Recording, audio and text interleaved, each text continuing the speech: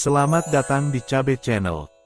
Jangan lupa subscribe dan nyalakan notifikasi agar tidak ketinggalan update konten dari channel ini dan kami makin semangat. Terima kasih. Satria Samudera. Buku 3. Geger di Kota Raja. Bab 12. Matahari siang seharusnya memancarkan teriknya. Namun, di daerah ini, cahaya matahari seakan tak mampu menyebarkan panas. Udara terasa dingin menusuk tulang. Dedaunan tak terlihat hijau, dan dilapisi salju berwarna putih. Soma dan Gajah Seto telah meninggalkan kuda mereka di bawah kaki gunung. Mereka meneruskan perjalanan dengan berjalan kaki. Tekstur jalanan gunung yang dilapisi salju membuatnya menjadi licin. Mengendarai kuda pada saat ini, jelas bukan pilihan yang bijak. Kurasa, rute ini jauh berbeda dengan terakhir kali kita kesini. Lihat menara pengawas itu, komentar Soma sambil terus mengamati keadaan dari balik sebuah batu besar. Gajah Seto yang berada di sebelahnya menjawab, "Kau benar Kakang. Jangankan dengan saat itu, bahkan dibandingkan dengan 3 tahun lalu, keadaannya juga sudah sangat berbeda. Bagaimana ini? Apa kita ambil jalur memutar?" Untuk sesaat Soma terdiam. Ia segera mengeluarkan selembar kertas berisi peta wilayah gunung salju. Setelah menimbang-nimbang, ia akhirnya memutuskan, "Kita ambil jalur ini saja, ayo." Keduanya segera berkelebat pergi menuju ke arah barat. Sementara itu, pada saat yang sama, di kediaman Lembu Geni, terlihat Prameswari sedang menyiapkan beberapa perbekalan. "Kamu mau kemana Ning?" Satu suara lembut terdengar. Prameswari menoleh, "Aku ingin mengantarkan makanan untuk Satriabi." Bilastri buru-buru duduk di samping sang gadis, "Koe ojo kesusunduk. Apa kamu lupa dengan pesan dari Gusti Senopati? Ada kemungkinan gerak-gerik kita ini sudah diawasi." Prameswari tersenyum. "Aku tahu Bi, tapi aku sudah punya persiapan. Bibi jangan khawatir. Tapi, kalau ada apa-apa bagaimana?" Bilastri masih khawatir. Prameswari terdiam. Setelah menimbang-nimbang sesaat, ia akhirnya mengeluarkan sebuah benda dari balik baju. "Loh, ini kan, kamu dapat dari mana?" tanya Bilastri hampir tak percaya. Prameswari buru-buru memasukkan benda itu dan berbisik, "Yang jelas, aku tidak mencurinya. Ada seseorang yang memberikannya padaku. Jika keadaannya sangat mendesak, aku bisa menggunakan benda ini untuk lolos. Tapi tolong jangan katakan kepada siapapun, kalau aku memilikinya." Bilastri menarik napas panjang. Ia akhirnya mengangguk. Prameswari memeluk bibinya dan mencium tangan wanita yang telah mengasuhnya itu penuh hormat. "Bibi tenang saja, aku berangkat sekarang." Tanpa menunggu jawaban apapun, gadis cantik berbaju coklat itu segera melesat melewati jendela. Bilastri hanya menghela napas dan mendoakan, semoga keponakannya itu diberi keselamatan oleh Yang Maha Kuasa. Tanpa disadari oleh Bilastri dan yang lainnya, 3 pasang mata terlihat bersembunyi di balik rindangnya pohon asem di seberang jalan. Mereka memperhatikan dengan seksama saat Prameswari melesat keluar. Gagak ireng, seperti yang Kakang Gagak Abu katakan, gadis itu sudah mengambil pergerakan. "Apa harus aku ikuti?" tanya seseorang yang memakai topeng tipis berwarna hijau. Gagak ireng menjawab, "Jangan. Kau harus tetap berada di sini untuk mengawasi yang lain. Kupikir, tugas ini cocoknya untuk Gagak Kuning. Bagaimana menurutmu?" Gagak Kuning yang berdiri di sebelah kiri menjawab cepat, "Tak masalah. Serahkan ini padaku." Dari suaranya, jelas bahwa Gagak Kuning ini adalah seorang wanita. Tanpa tunggu lama, Gagak Kuning segera melesat ke arah perginya Prameswari. Setelah berjalan selama 1 pembakaran dupa, Prameswari sampai di depan sebuah kedai. Pelayan pria yang sudah cukup berumur tampak tergopoh-gopoh datang menyambut. "Selamat datang Nona, mari, silahkan masuk." Prameswari mengangguk dan segera menuju tempat yang masih kosong. Letaknya ada di pojok kanan, dekat dengan pepohonan bambu di sebelahnya. Tak lama kemudian, pelayan tua itu kembali datang sambil membawa satu kelapa muda siap minum. "Nona, ini kelapa muda gratis dari kami. Apa Nona mau pesan sesuatu untuk makan siang?" Prameswari mengangguk. "Yang ku dengar, soto iga dan sop kambing di sini rasanya mantap sekali. Bawakan untukku masing-masing satu porsi." Pelayan tua itu memandang Prameswari, seakan meminta konfirmasi. Prameswari merentangkan tangan, "Paman, meskipun aku wanita, tapi makanku banyak." "Sudah sana, cepat ambilkan," ujar gadis itu cuek. Pelayan tua itu segera pergi ke dapur guna mengambil pesanan.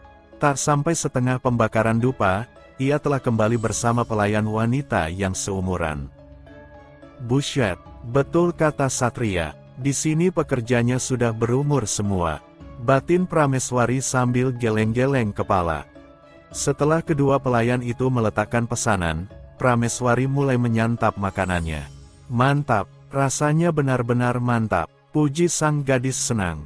Ia pun asyik melanjutkan makan, tanpa mempedulikan pandangan banyak pria, yang sepertinya agak kaget melihat pemandangan ini.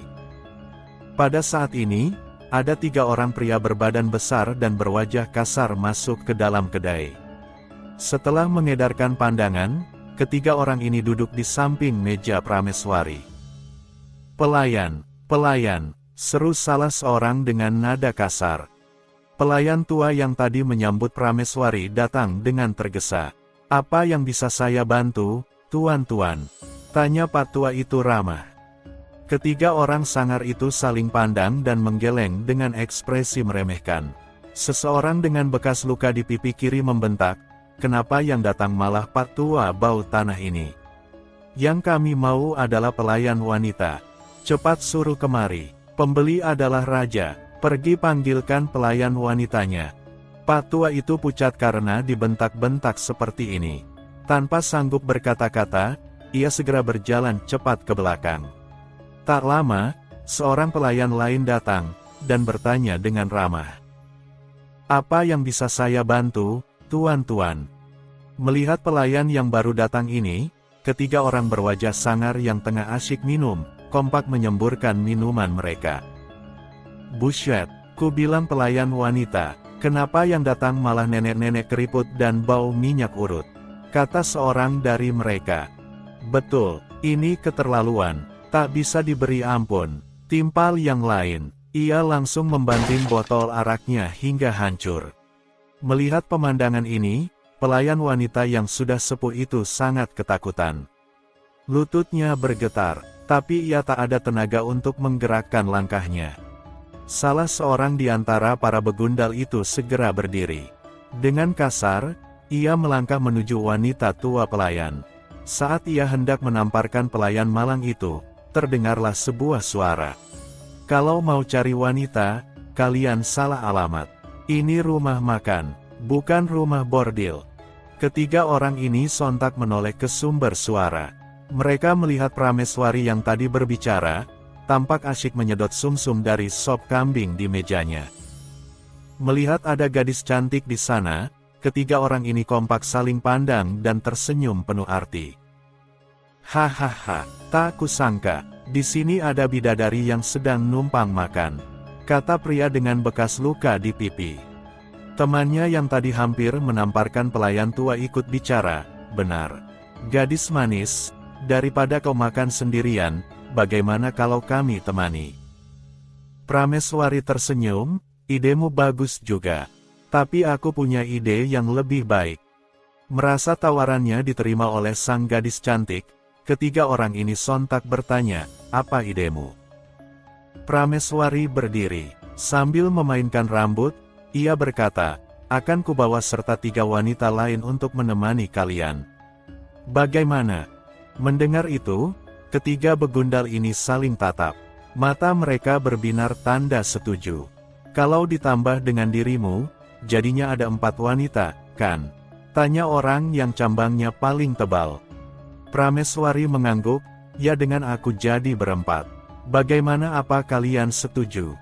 "Setuju," jawab ketiga orang ini cepat. Prameswari menjentikkan jari, Bagus. Sekarang sebutkan di mana rumah kalian. Mendengar ucapan Prameswari, pria dengan bekas luka di pipi buru-buru berkata, "Gadis cantik, jangan mengirim gadis-gadis itu ke rumah kami. Kita bermain di sekitar sini saja. Lagi pula, rumah kami jauh dari sini." Prameswari memasang wajah tanpa dosa, "Siapa yang mau mengirim gadis ke rumah kalian? Justru aku ingin membawa ibu kalian kemari. Bagaimana, ideku bagus, kan?" Mendengar hal ini, wajah ketiga begundal itu sontak merah padam. Mereka meradang karena telah dipermainkan. "Kurang ajar. Bangsat. Gadis busuk." Begitulah sumpah serapah yang segera terlontar dari mulut mereka. Ketiganya segera bergerak hendak mengepung Prameswari. Namun, berhenti. Satu bentakan keras terdengar. Bersamaan dengan itu, dari arah luar, terlihat ada dua orang yang berjalan cepat. Yang satu berkepala pelontos, sedangkan yang satu lagi bertubuh tambun. Ketiga orang itu menoleh pada dua orang yang baru datang, dan memasang sikap meremehkan. "Kukira siapa, ternyata hanya orang botak tolol dan si gendut yang bodoh. Kalau kalian masih sayang nyawa, sebaiknya segera menyingkir. Jangan ikut campur urusan kami." Maki tiga begundal ini sambil tertawa lebar. Dua orang yang baru datang ini tak lain adalah Sentala dan kawannya, si gendut. "Karena kalian tak mengerti bahasa manusia, maka jangan salahkan aku yang menggunakan kekerasan." Usai berkata, Sentala langsung melesat. Dengan sigap, ia berkelebat, menangkap tangan dua orang dan sekuat tenaga melemparnya keluar kedai. Si gendut juga beraksi. Entah sejak kapan, ia telah berada di belakang pria tadi hampir menamparkan pelayan tua. Lalu, si gendut menabrakkan perutnya, membuat pria begundal itu terdorong dengan deras hingga terjerembab di halaman kedai. Sebelum ketiga begundal itu berdiri dengan kokoh, Sentala dan si gendut ikut terjun ke halaman dan menghajar ketiga orang itu tanpa ampun. Tak butuh lama, ketiganya segera lari terbirit-birit dengan kondisi babak belur. "Brengsek, preman kampung saja gayanya begitu tengik," maki Sentala sambil meludah. Ia segera mengajak si gendut untuk kembali ke dalam kedai. "Apa ada yang terluka?" tanya Sentala sesampainya di dalam. Semua pelayan menggeleng.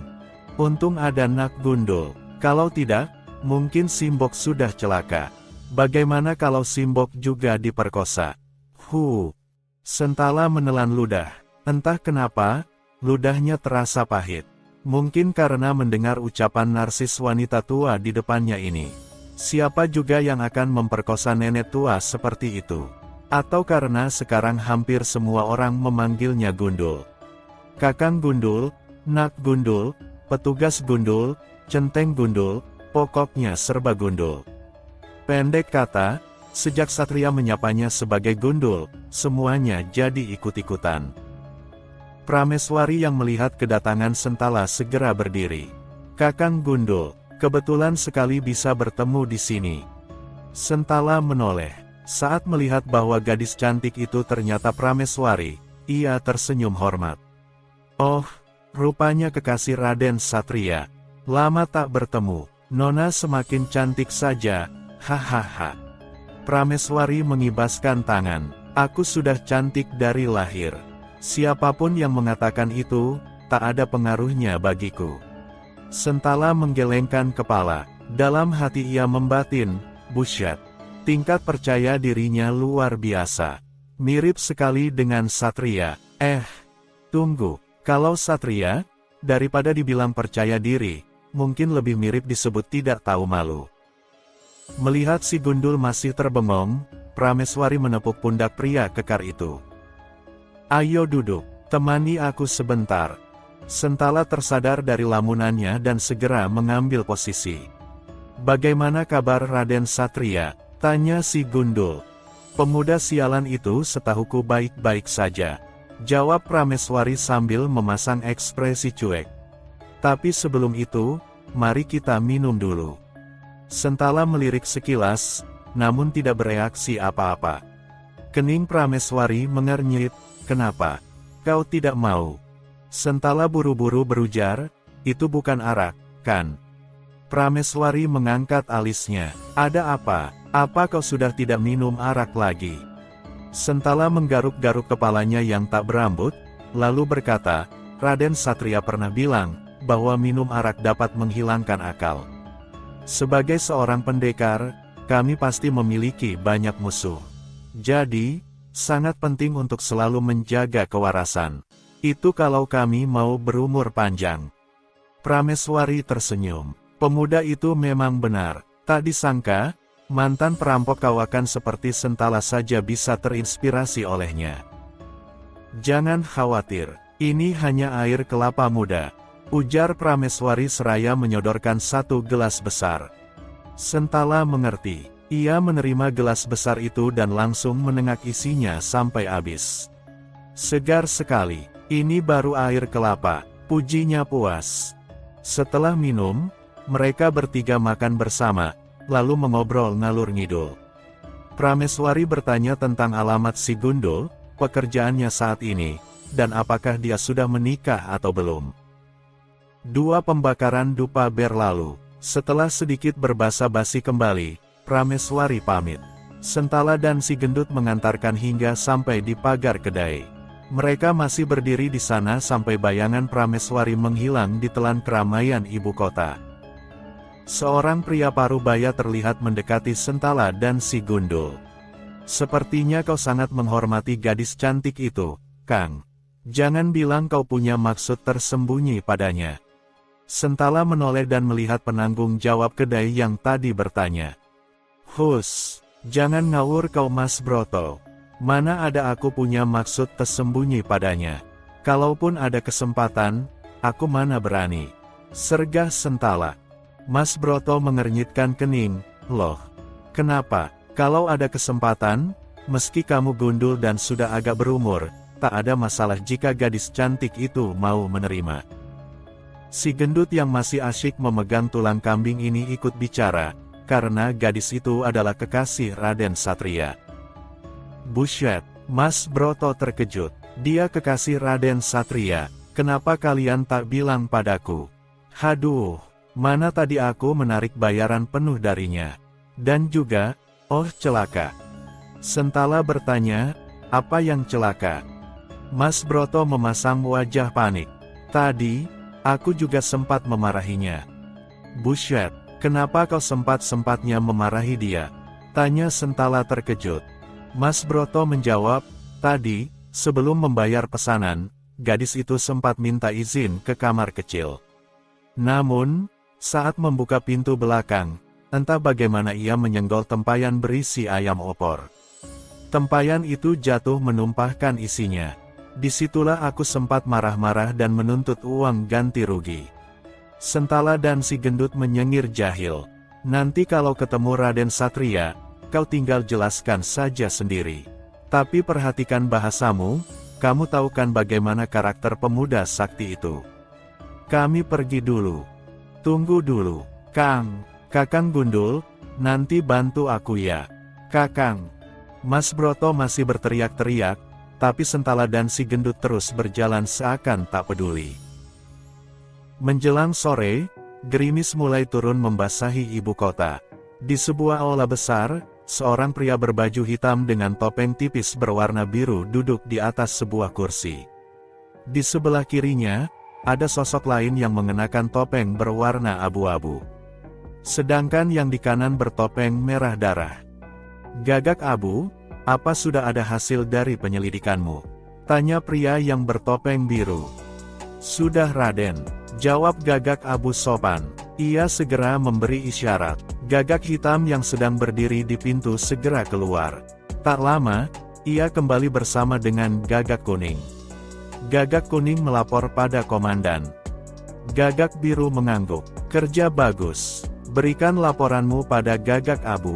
Lalu beristirahatlah. Aku tahu kau sudah bekerja keras selama berhari-hari. Gagak kuning menjura, terima kasih, komandan. Kemudian ia pamit dan diantar keluar oleh Gagak hitam. Gagak Abu membuka gulungan kertas yang ada di tangannya. Setelah membacanya sekilas, ia menyerahkan laporan tersebut pada Gagak Biru. "Bagaimana?" tanya Gagak Biru. Gagak Abu menghela napas, semuanya persis seperti yang Raden Biru perkirakan. Komandan pasukan Gagawira yang ternyata adalah Raden Biru itu mendengus.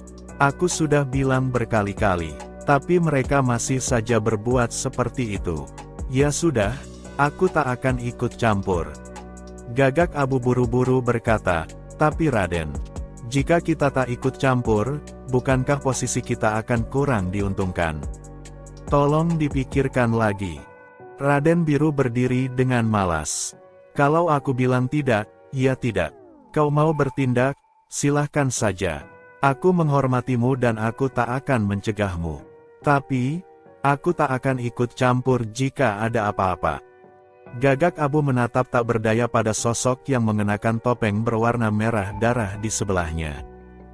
"Adik, kau bantu kakakmu ini untuk bicara pada Raden Biru. Buat dia sadar bahwa kepentingan yang lebih besar harus diutamakan." Sosok bertopeng merah darah itu ikut berdiri. Dari perawakannya, jelas bahwa ia adalah seorang wanita. "Kakak, aku adalah Gagak Darah. Posisiku di organisasi 3 tingkat di bawah Gagak Biru. Bagaimana kau memintaku untuk menasihatinya?" "Lupakan saja," katanya dengan nada setengah mengejek. Gagak Abu menggeram. "Sialan, kalian memang bersekongkol, kan? Ini kesempatan langka, tapi kalian sengaja ingin melewatkannya." Raden Biru yang sudah berjalan diiringi Gagak Darah menoleh. Dengan nada serius, ia berkata, "Gagak Abu, aku memang sangat ingin mewujudkan tujuan kita. Tapi, tidak dengan cara seperti itu." Usai berkata, Raden Biru langsung membopong Gagak Darah dan berkelebat pergi. "Cih!" maki Gagak Abu kesal. Ia pun menghempaskan pantatnya dengan kasar ke atas kursi. Perlahan, Gagak Abu melepaskan topengnya. Pada saat inilah, terlihat apa yang tersembunyi di balik topeng itu. Seraut wajah pemuda berusia 20-an. Wajahnya tampan dengan mata berwarna biru. Bersambung.